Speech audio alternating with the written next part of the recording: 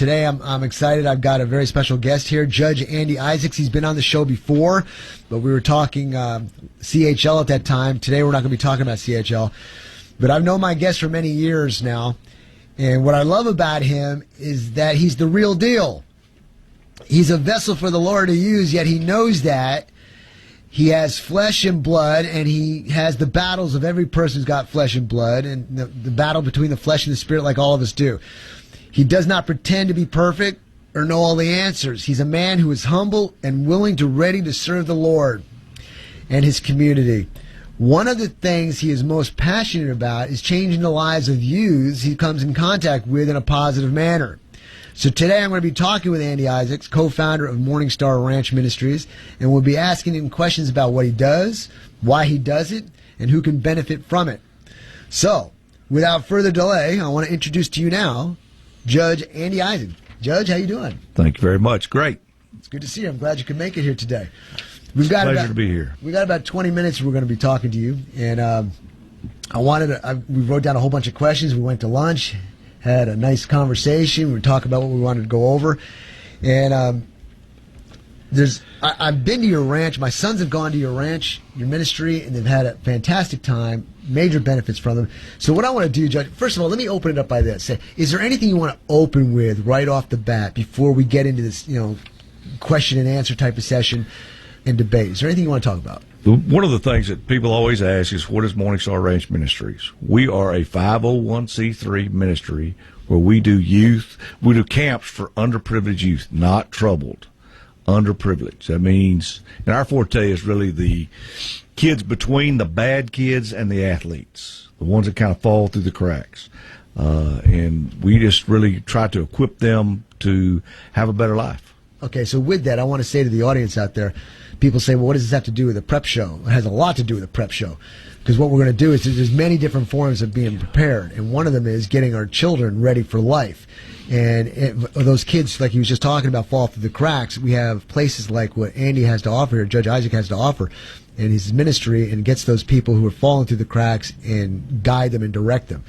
Would that be a correct statement, Judge? Yes. All right.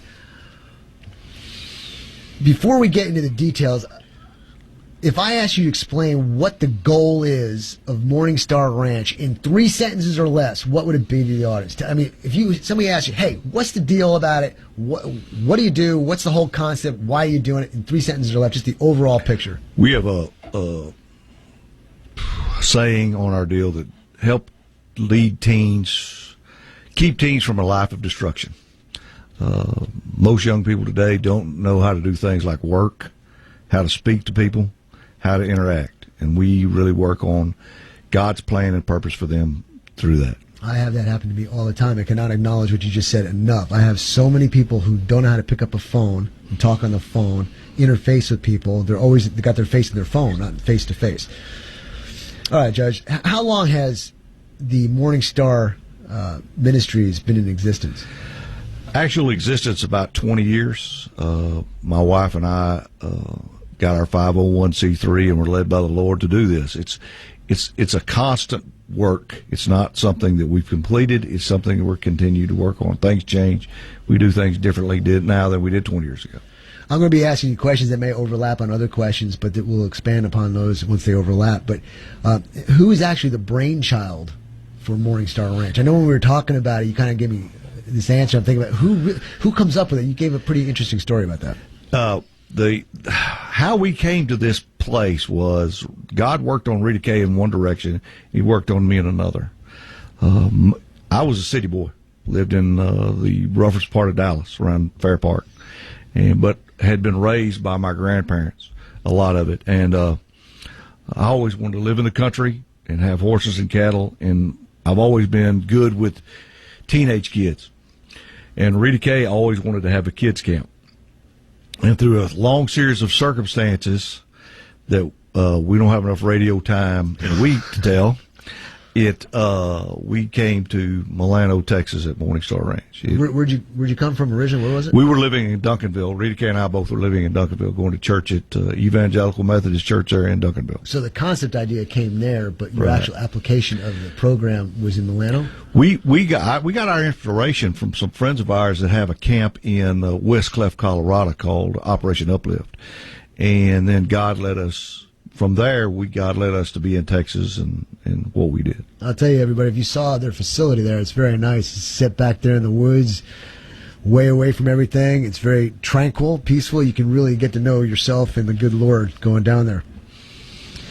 How did you come across the property, though? Because I was looking at that and saying, one, how did you find that place? Was this a divine intervention, or were you physically seeking property out? How'd that work? No, it had to be divine intervention. And to really make a long story short, we were looking at property in the Federal Land Bank magazine. Federal Land Bank has a magazine that comes out, or did have, I don't know if they still do, once a month, that has all their foreclosures on it.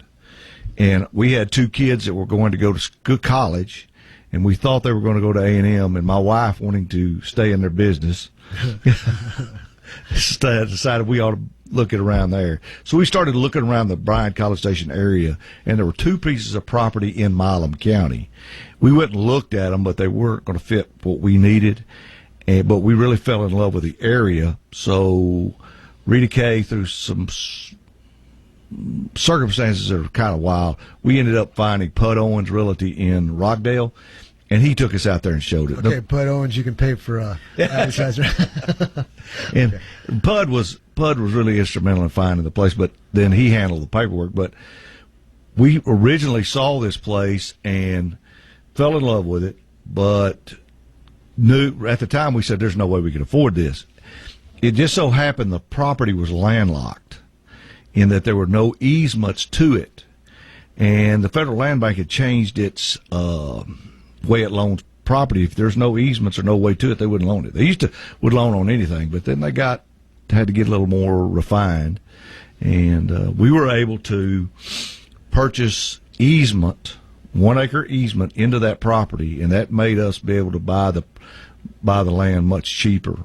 We were living on some property in Lampasas, outside of Lampasas, running a ranch for some other people when this all came about. All right, Judge, you got this land. It's a beautiful piece of land. I've been there many times. We started off with a hog trap and a pole barn. Ladies and gentlemen, he's not kidding. I mean, if you look at the facility now, it's incredible. And the way the Lord works and blesses him with many donations and things that have improved the facility. It's great. But, Judge, with all that, now that you've got all this set up here, what's the age group of the kids that go to your ministry? Going into the 7th grade, 6th graders and up, usually 12 to 15 is our target area. The ones that a lot of people don't like to work with because it can be a little hard-headed. But for us, they're pliable and they're eager. We do things like teach them how to work and short work projects. I was going to ask you, what's your method and philosophy of teaching these kids when they come to the Morningstar Ranch there, the ministries? You talk about work, love, entertainment, right? Tell us about those. It's a multitask type situation. My wife takes care of most of the inside teaching in the Bible study, and she makes the Bible study real to them, so it applies to them. They understand it. And most of these kids have no biblical training at all. And when I say no biblical training, they don't know the basic stories like David and Goliath, Noah and the Ark, anything.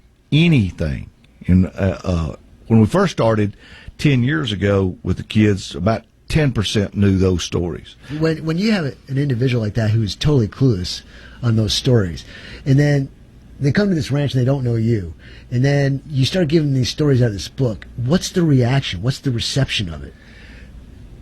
You would be shocked at how well they receive it. You know, they're so eager to know that we show them a lot of love, and we show them a lot of patience, and we have good cooks that cook them good food. They eat 6 times a day. We didn't really realize that until one of our kids, writing a thank you letter to his sponsor, said, they feed us 6 times a day and ate every one of them.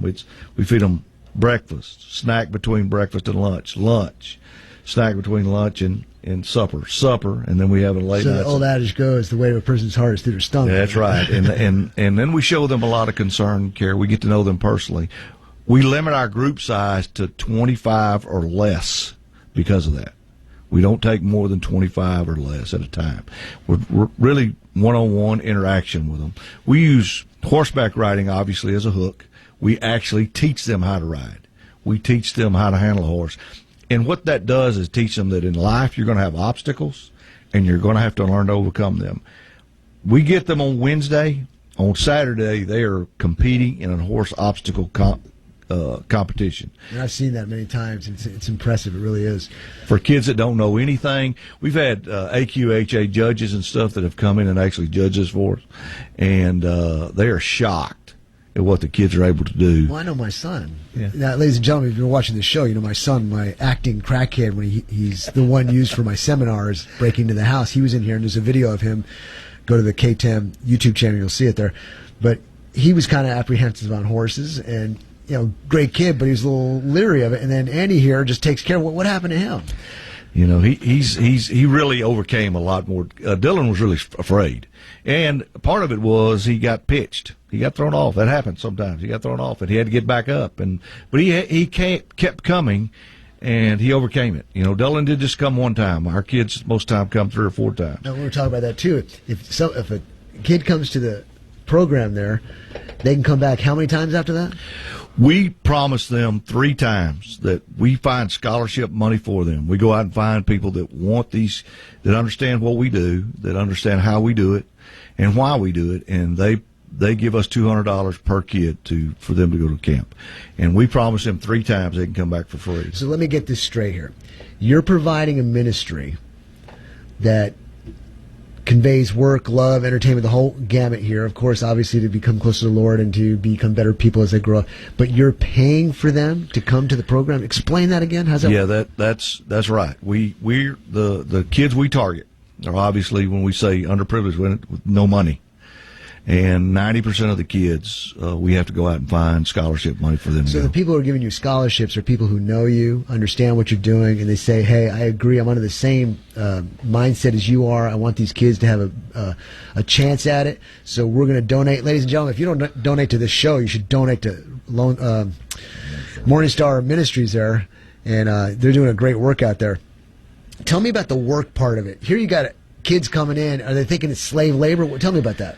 No, ours, we go to them and we'll say, okay, we're going to do this project, and it's all ranch work, dragging brush, cutting up stuff, cleaning stuff, and we tell them, that this is what we're going to do, and it's an outcome based. They get to see the project. It's one of the deals where look what we have done, look what we have accomplished, and we explain to them that they're doing work that if we were doing it by ourselves, it would take us months to do, but because we have 20 kids at a time, we can get this work done pretty well. And some of them are apprehensive at first. After they get the hang of it, man, we've had days where we couldn't work because of weather, and they're like, can't we find some work to do? What do you think it is? They're just so hungry for accomplishment? Accomplishment, attention, direction, understanding. We tell them that, hey, you're going to have to work if you're going to get ahead in this life. You hear that, everybody? There's a whole bunch of people out there. All they need is guidance, direction, attention, compassion. Each and every one of you out there, including myself, everybody has it in them to do something for somebody else, and it can make a world of difference. The entertainment and the horseback riding, you were talking to me about ranch rangers. What's that all about? As the kids progress through our camp, we have one camp that's called Ranch Rangers, and what they do is they have to actually pay for part of their camp. It's much more intensive. Like when we do work projects with the Ranch Rangers, the adults only supervise. They just make sure they're safe. We have. Let's back up for a second. So in other words, these kids come to the ranch the basic way we just discussed, but at a certain point when they're there, they come back, or at that point when they're there? No, they come back. They come back. Right, this is a much more in leadership development camp where the kids are basically in charge of a lot of it. We put them in charge. We'll put you, like your son will come, and today he's a leader, and he has 5 other kids. We give them a job, and then he has to he has to get the kids together and do the job, and all we do is supervise that. The Bible study is much more intensive, much more relative. They have to be more involved. They have to give answers. They're not, and there's no wrong answer. Rita Kay does a great job of teaching them. They enjoy being there. The singing and worship we do in the evenings, they're much more involved with. It's a leadership intensive training because we're only there just a few days. Leadership, but once the kids attain that, they also come back several times during the year and help with projects. These kids become part of our family. I mean, you're getting quite a reputation out there. There's many Boy Scouts going through their Eagle Scout that come down there and see what you're doing, and they want to do major projects like fixing buildings, painting buildings, and all that. I'll tell you what, speaking of that, let's talk about this. The housing available, because I remember it started with almost nothing, and now you have buildings all over the place. And the food, who cooks the food, what kind of food? I know you said it's 6 times a day, but talk to me about the housing and where they stay and how it came to be. We sleep 45 in 3 different cabins. And actually, we have 5 different houses now that we utilize within the ministry. Food is, we have volunteers come in to cook, and it's good home cooked meals. Not your typical camp food. You're not normally going to have. I can vouch for this. I've had some of their food, and sometimes I want to go back just because. It's like we have dessert. That's it's outstandingly the meals that we go through. Or, well, I can't. For me, because I get spoiled to it because I'm there all the time, but we don't cook like that all the time. I can't get Rita Kay to cook at all unless we got a group. You got to have company to eat. That's right. Okay. So, but it's things that you're not that you would used to see at home all the time. We have the best chicken spaghetti recipe in the world. In fact, we have fundraisers where we do trail rides that we took chicken spaghetti off the trail ride list, and they had a riot. So. It's just things like that. Now, you're talking about your volunteers, the adult volunteers. How has that become a ministry in itself? Being an adult, so we have no paid staff. Morning Star Ranch Ministries has no paid staff. We have 2 kids a year occasionally, not every year, because it's got to have the right kid that we pay to be at the summer camps, and we work them hard, very hard. They're up before everybody else, and they go to sleep after everybody else. They have to work really hard, and we pay those 2 kids that have graduated up to that point. There's no other paid staff. Being a member, when you see these kids come in and they're scared to death to begin with because they don't know who we are and what we do, and then leave begging to stay. I've seen that. Begging to stay. And it's not because they have bad houses. Most of them come from homes that are one or both parents are gone for whatever reason. But there's still some good things. Andy, I'm one of those guys. I've been to your place and I know what it's all about. But I'm one of those guys who stands back in the shadows because I don't want to interfere. I don't want to be an influence. I want to see how it works, and I see how it works. They are so overwhelmed by their unbelieved thought that they could do something and accomplish it, that they're loved, trusted, taken care of, and that they have this motivation, inspiration to go out there and just attack the world now. You know what I mean? So I see it, ladies and gentlemen. He does a great ministry. And how much does it cost for a 3-day? $200. $200. And if you don't have it, you find people that have it. And you said how the kids can come back 3 times free. We provide them scholarships 3 different times. And the last time, if they qualify for it and want to put the last one, the Ranch Rangers, we pay part of it, and they are responsible to find or to earn or to go out and work for $100 of their own scholarship money for that. Wow, that's fantastic. How about a website? Do you have a website that people can go to? Yes, it's MSR Ministries, plural with S.org. And if you if you Google it, just put Morning Star Ranch in Milano, Texas, and it'll come up on it. Morning Star Ranch, MSR Ministries.org. Ladies and gentlemen, I can't encourage you enough to go check it out. If you feel led to donate or whatever, or help volunteer, I'm sure you can contact him via the website there and talk to Andy or Rita Kay, his lovely wife, and that's msrministries.org. Check it out. Judge, any last final words before we close up and take a break for about a minute? I'm going to say one thing. One of the things that touched me the most the last year, we had a kid that had been coming to our camp for a while. We asked him to get up and give a testimony blindly, and he said, Before I came here, I used to cry myself to sleep every night because I was afraid of dying. And now, because of what Morning Star Ranch has shown me and what Andy and Miss Rita Kay have shown us, is that I'm not afraid of dying. I'm afraid that I won't get to tell enough people about Jesus Christ before I die. Oh, that's incredible. That's incredible. All right, ladies and Judge, I appreciate you coming in here. It's good talking to you.